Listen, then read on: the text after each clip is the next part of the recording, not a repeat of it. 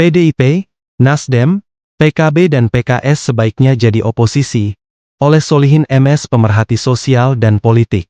Keputusan Nasdem dan PKB untuk bergabung dengan Prabowo Gibran bisa dimaklumi, tapi sekaligus mempertegas arah politik kedua partai itu yang sudah tidak lagi di jalur perubahan.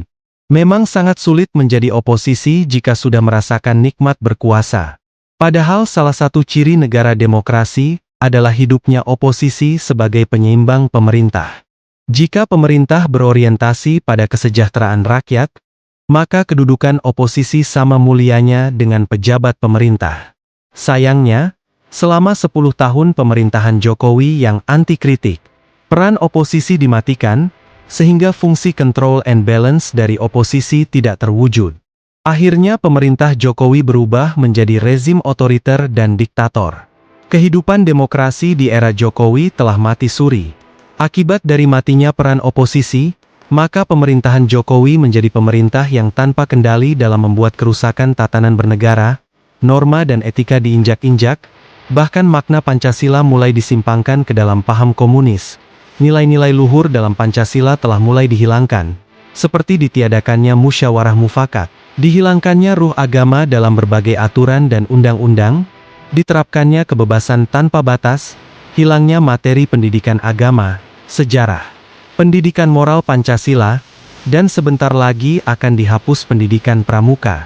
Semua ini ujung-ujungnya akan dihilangkan pendidikan nilai, moral, dan etika.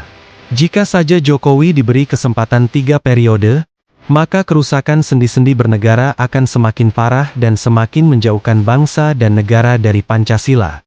Di saat negara perlu perbaikan dan perubahan dari hampir semua bidang, tapi cengkeraman Cina semakin kuat, sehingga sehebat apapun pemerintahan dalam tanda kutip boneka Prabowo Gibran, tidak bisa mengusik kepentingan Cina. Rakyat tetap akan terus dikorbankan dengan menjadikan Cina sebagai majikan.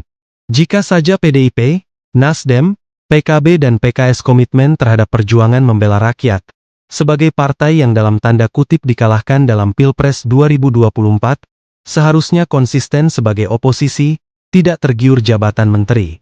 Jika pemerintah didukung Gerindra, Golkar, dan PAN, sedangkan di DPR sebagai oposisi didukung oleh PDIP, Nasdem, PKB dan PKS, maka DPR akan kuat. Sehingga ketika program pemerintah tidak pro-rakyat bisa dihalangi. DPR yang pro-rakyat akan memulihkan kepercayaan rakyat terhadap DPR yang selama ini sudah hilang.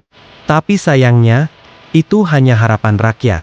Jika Nasdem dan PKB, apalagi jika PKS juga bergabung dengan Prabowo Gibran, lupakan bicara kemerdekaan, kemandirian, keadilan, dan kesejahteraan rakyat.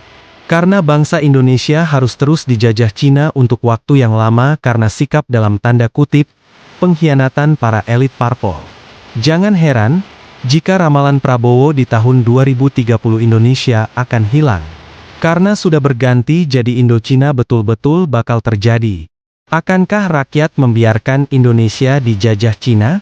Satu-satunya cara melawan hegemoni Cina adalah dilakukan parlemen jalanan, pengadilan rakyat, people power, revolusi, atau mahkamah rakyat.